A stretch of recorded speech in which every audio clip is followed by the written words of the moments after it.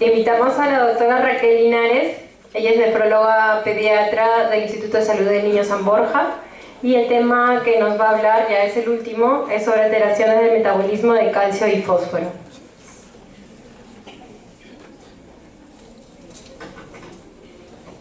Buenas noches con todos. Quiero manifestar mi agradecimiento a la Sociedad Peruana de Nefrología y a la comisión organizadora por la deferencia que han tenido en la invitación hacia mi persona con esta ponencia.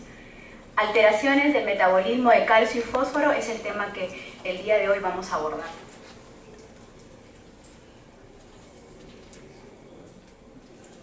Antes de ello, quiero saber cuál es la posición del calcio y del fósforo, estos dos importantes electrolitos, en nuestro organismo.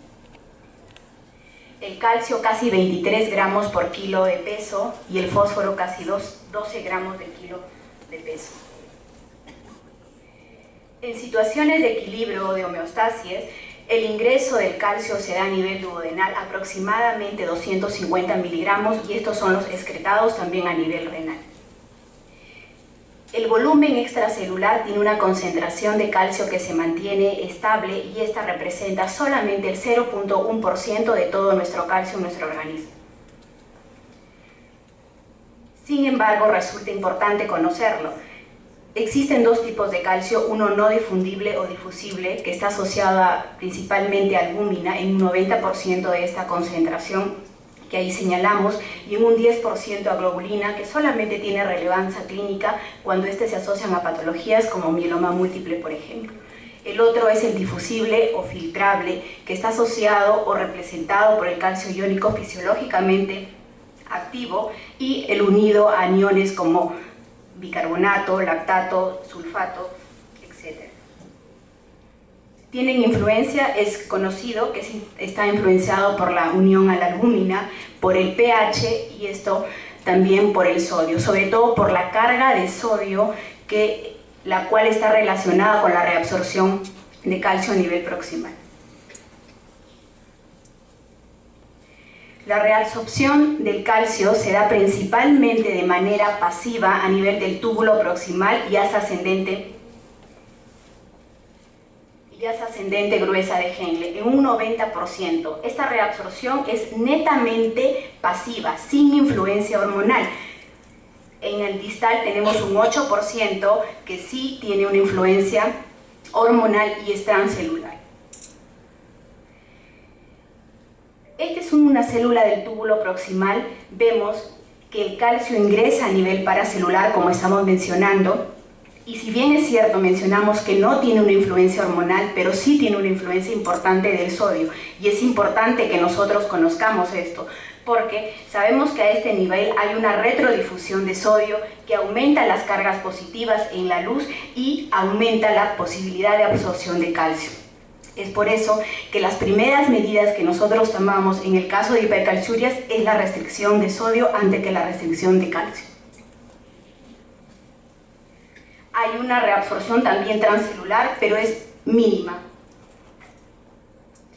A nivel del 8% del túbulo contorneado distal tenemos el receptor específico de calcio que tiene una influencia hormonal positiva por paratormona y vitamina D. Sin embargo, vitamina D no solamente influencia a este receptor, también a los intracelulares como calvindina y a los que regresan el calcio a la sangre. Además, una influencia por cloto, que antes se pensaba que solamente tenía influencia en metabolismo de fósforo, ahora se sabe que calcio también, y la acidosis metabólica que inhibe a este calcio. Esta es la explicación por la cual las acidosis tubulares renales distales cursan con hipercalciuria. Además, la influencia del factor fibroelástico 23 y la esclerotina, que es una proteína a nivel óseo que se encarga de ingresar el calcio al hueso y establecer una masa ósea estable. Esto inhibe a la vitamina D e indirectamente a este transportador.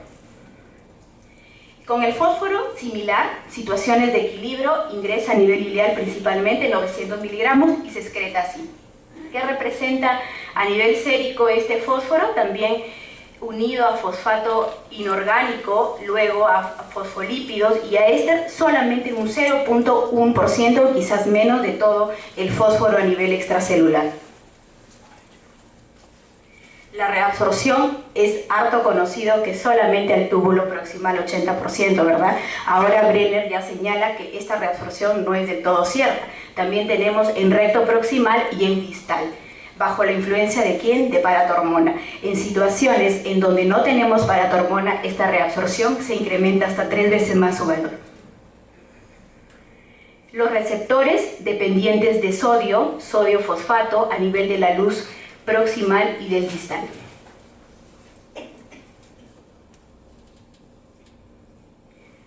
¿Cómo regulamos nuestro fósforo? Desde nuestro intestino. En nuestro intestino tenemos fosfatoninas intestinales y eso ya es conocido. ¿Cuáles son? Al detalle no se saben, pero se sabe que la regulación del fósforo empieza acá a nivel intestinal.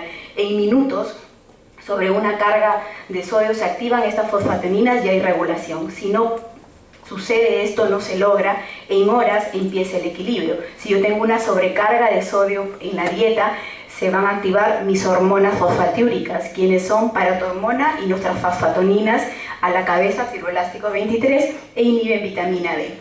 Si ocurre lo contrario con dietas bajas, totalmente diferente, ¿no? Lo opuesto. Es importante saber que nuestras hormonas fosfatiúricas principales, la vedette de esto, fibroelástico 23, metabolismo de fósforo y paratormona, ambas inhiben los receptores de sodio fosfato. Es importante saber que fibroelástico 23 no es la única fosfatonina, por lo tanto necesita especificidad para actuar en su receptor, y ¿quién lo da? Nuestro amigo cloto. Es importante conocer qué altera la excreción de nuestro fosfato en nuestro riñón. Incrementa la excreción de fosfato nuestras hormonas fosfatiúricas, ya sabemos, paratormona, nuestros fosfatoninas fibroelástico 23. Pero lo interesante también de esto son drogas, y sobre todo drogas que usamos constantemente en la unidad de cuidados intensivos. Dopamina, diuréticos, glucocorticoides. Entonces todos estos factores asociados en la unidad de cuidados intensivos incrementan la incidencia de hipofosfatemias, que lo vamos a ver más adelante. La excreción de fosfato, quienes están interviniendo, paridectomía, insulina, hormonas de crecimiento. Pacientes con este tipo de terapéutica tienen riesgo de hiperfosfatemia, alcalosis metabólica, contracción de volumen y la hipocalcemia, que siempre anda en dirección opuesta a nuestro amigo fosfato.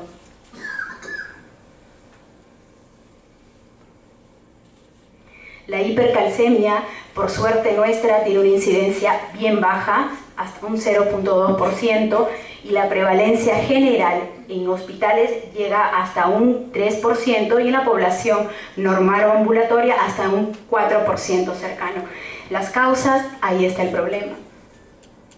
En los adultos, conocido, el 90% asociado a malignidad y a hipertiroidismo. En los niños, variable.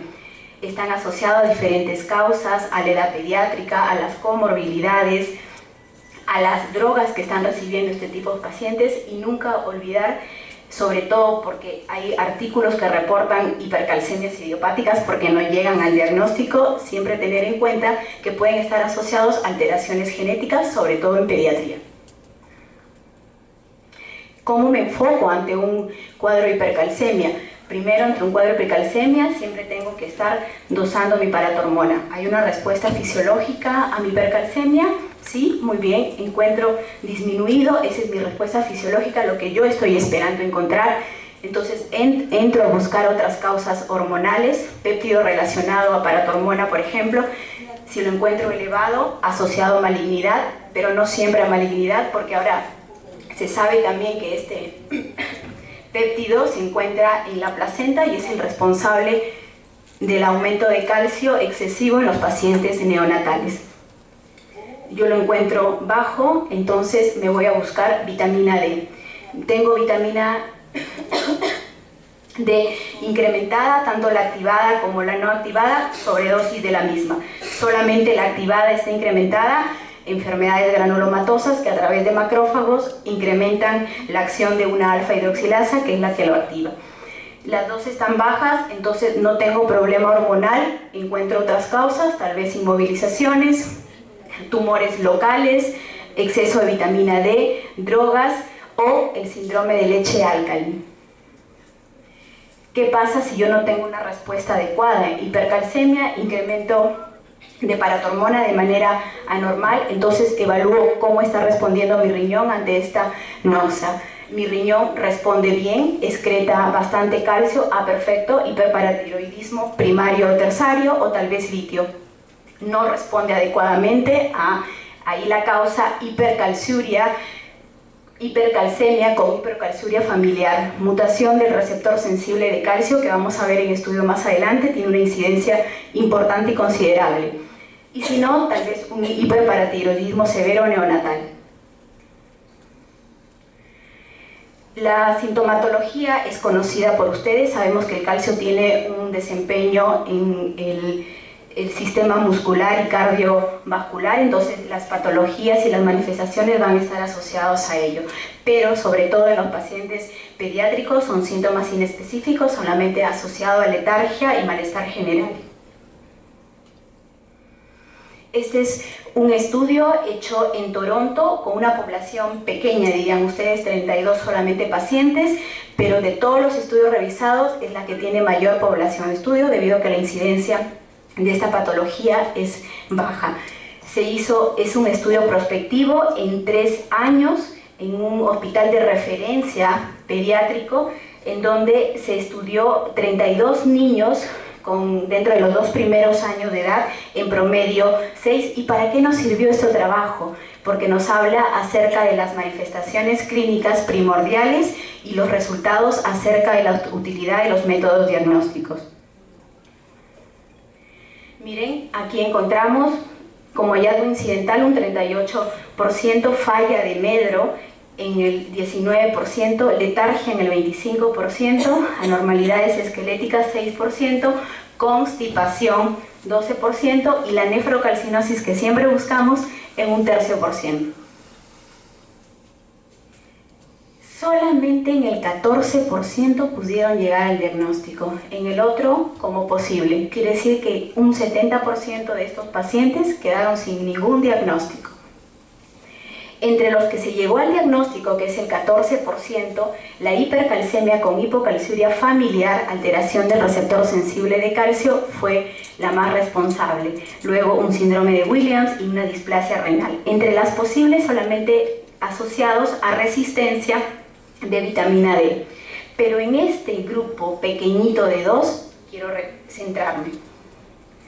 En estos 2 niños no encontraron la triada clásica de hipercalcemia con hipercalciuria y paratormona incrementada, solamente hipercalcemia. Y en los familiares, porque es un trastorno familiar, ninguno, ni padre ni madre con hipercalcemia. Sin embargo, se hizo el estudio genético y en ambos se encontró. Entonces, en aquellos casos que yo no tengo etiología conocida, después que he hecho todo mi algoritmo de hipercalcemia, sospecharemos tal vez en esta patología, ¿no? Nuestra deficiencia es que no tenemos estudios genéticos en nuestro país.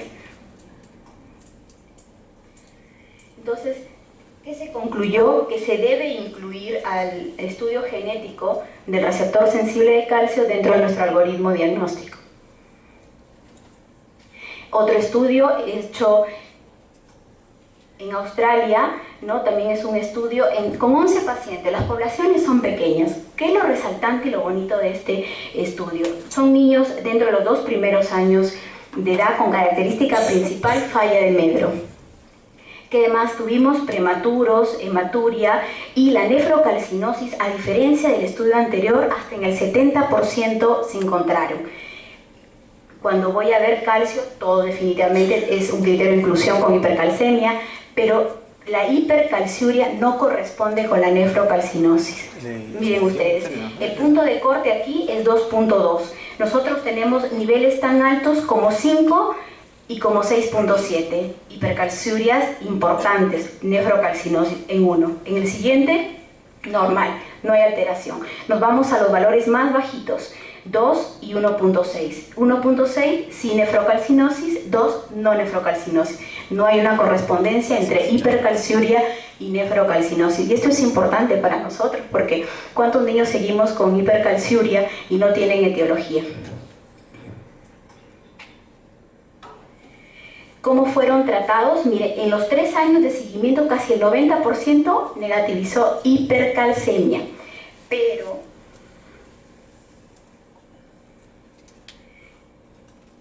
cuando hacemos el seguimiento de la hipercalciuria, vemos que en el 3 primeros años normalizaron calcemia, ¿verdad? Pero la hipercalciuria, miren, persistió hasta los 11 años de seguimiento. Hipercalciuria sin etiología. Quizás esta es la respuesta.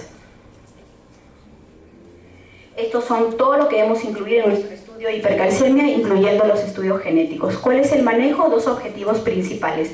Identificar causa subyacente y evitar daño de órgano noble, o sea, control de calcio sérico. Las medidas generales, restricción dietética y promover la movilización, con apoyo de medicina física y rehabilitación. Las medidas específicas, hidratación con cloruro, diuréticos de asa, pero a corto tiempo. Recuerden que los diuréticos de asa incrementan hipercalciuria, por lo tanto más incidencia de nefrocalcinosis. Los bifosfonados, los más estudiados, pamidronato, que es el que ha demostrado mayor seguridad en la edad pediátrica, a una infusión lenta hasta de 4 a 6 horas, y los resultados pueden recién presentarse en las 24 horas y persistir por 4 semanas. Entonces, no desesperarnos y no abusar del pamidronato, porque también hay efectos adversos como osteonecrosis. El cinacalcet no está aprobado. El cinacalcet se encarga de inhibir al receptor sensible de calcio. No está aprobado, no se debe usar en niños. Los corticoides, la prednisolona, para evitar la síntesis extrarrenales de vitamina D. Paredectomía solo en casos severos, y la hemodiálisis con soluciones bajos en calcio. Eso es nuestro talón de Aquiles, no tenemos soluciones bajos en calcio.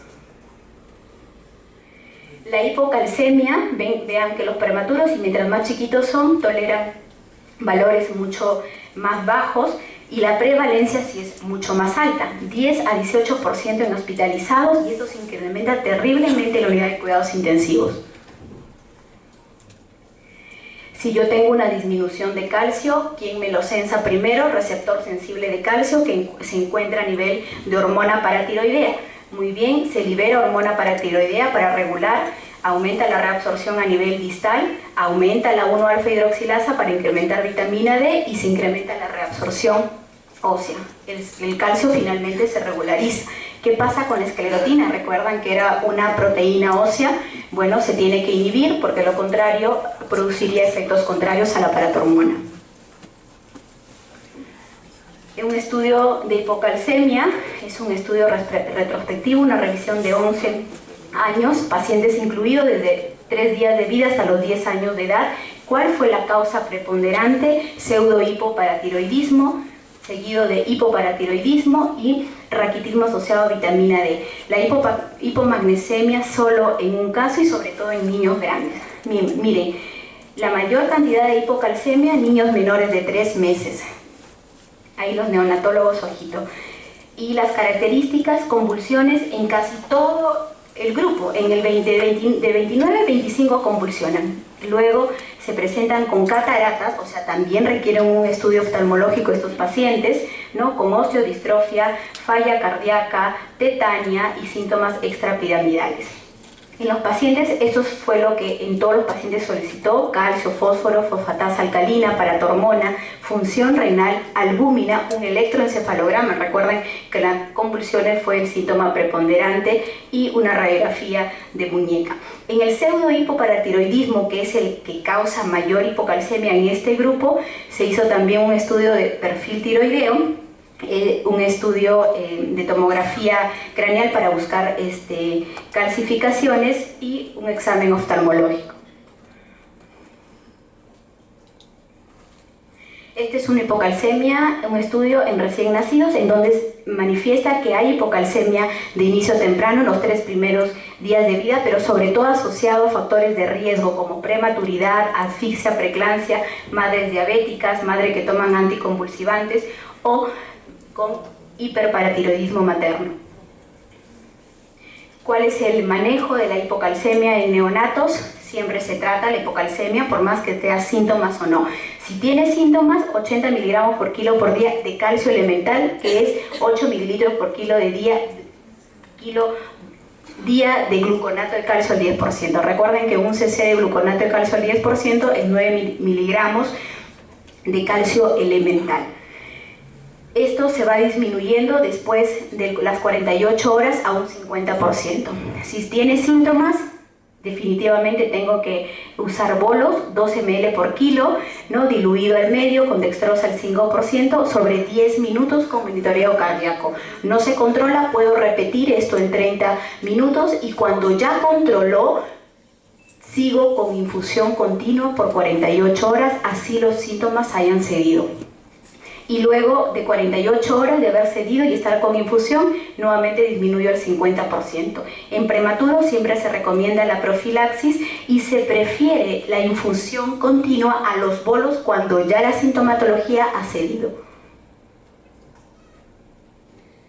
Y si persiste más de 3 días, pues amplío mi estudio diagnóstico con vitamina D, hipomagnesemia y paratormona, ¿no? Estos son las hipocalcemias tardías.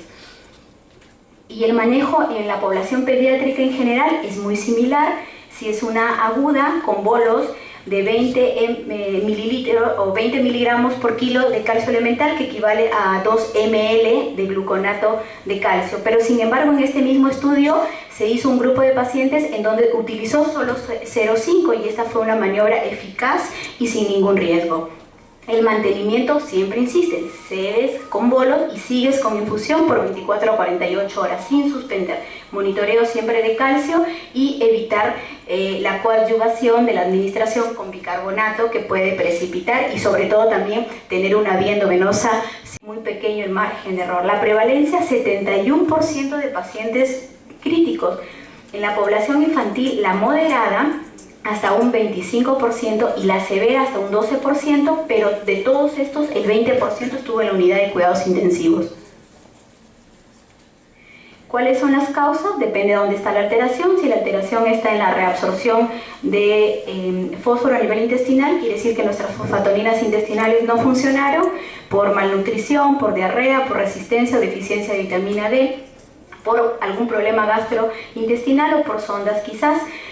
O de repente la alteración es en el intercambio intra y extracelular. Recuerden que fósforo más es intracelular. Entonces en este tipo de pacientes busco alteraciones ácido-base, de repente uso de insulina o glucosa, catecolaminas, ¿no? Y me trato de ubicar cuál es mi etiología. Si el problema está a nivel renal, de repente busco también desórdenes ácido-bases, diuréticos, uso de corticoides, de repente alteraciones asociadas a malignidad, ¿no? O para incremento de paratormona. Así como hay causas agudas, también siempre recordar en pediatría que tenemos las causas genéticas, desórdenes hipofosfatémicos dependiente de nuestra hormona principal, que es fibroelástico 23, o independiente. Si es independiente, ahí tenemos a nuestro famoso síndrome de Fanconi. Los síntomas asociados, nuestro fósforo es muy importante en los mecanismos intracelulares y sobre todo enzimáticos, entonces tiene síntomas respiratorios y esto lo que hace es produce una disfunción respiratoria y esta explicación se ha dado por qué pacientes hipofosfatémicos en unidad de cuidados intensivos prolongan su estadía en ventilador. Cardiovasculares, con arritmias, hematológicos, con hemólisis, disfunción leucocitaria, resistencia a insulina y síntomas neuromusculares. Este es un estudio de hipofosfatemia en unidad de cuidados intensivos, ¿no? En nuestros pacientes y en donde vemos que de los 162 pacientes, casi el 70% en unidad de cuidados intensivos tenía hipofosfatemia, el otro no. ¿Qué es lo resaltante de este estudio? Que la mortalidad era mayor en este grupo con hipofosfatemia, si bien es cierto con una diferencia estadística no significativa, pero a considerar. ¿Qué es lo que sí fue estadísticamente significativo? La estadía en UCI, que fue más alta en este grupo de hipofosfatemia, y la estancia en ventilador.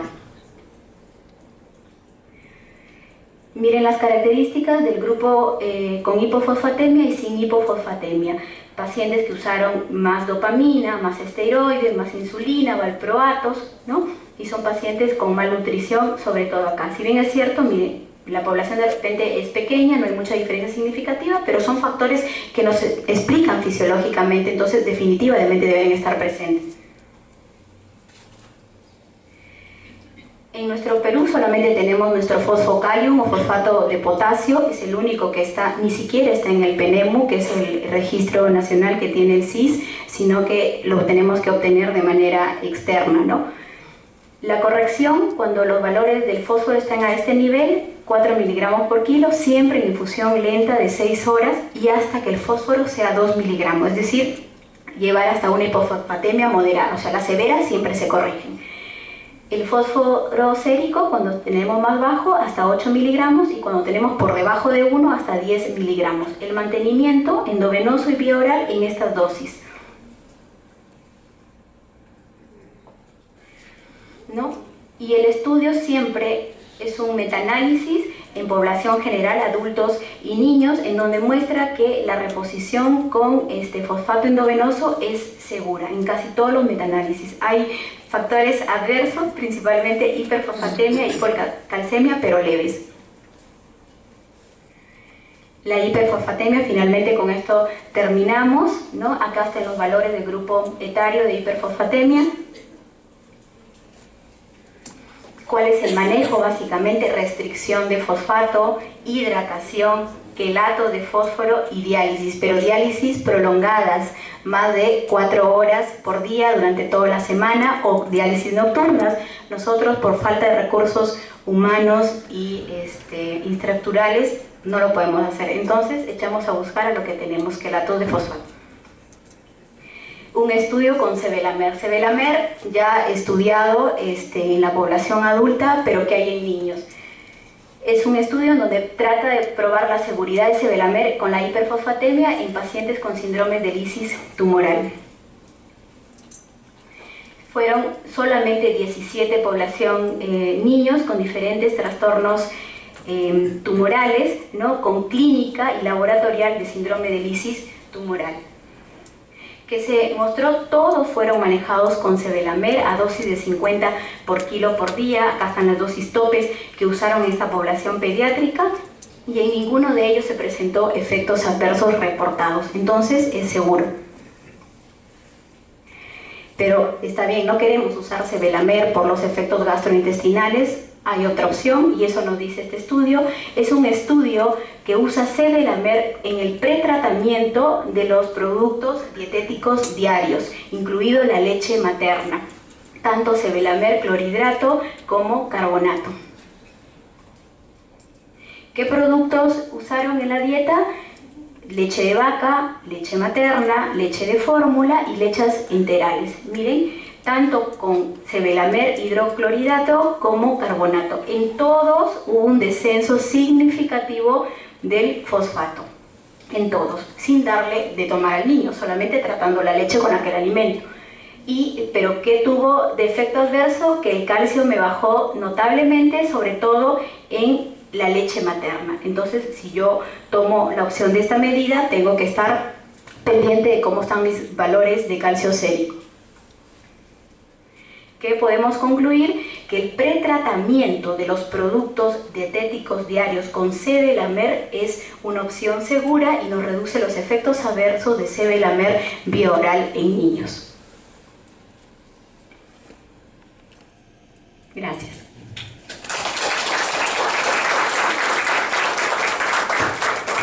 Muchas gracias, doctora. Me ha cerrado usted el curso con broche de oro.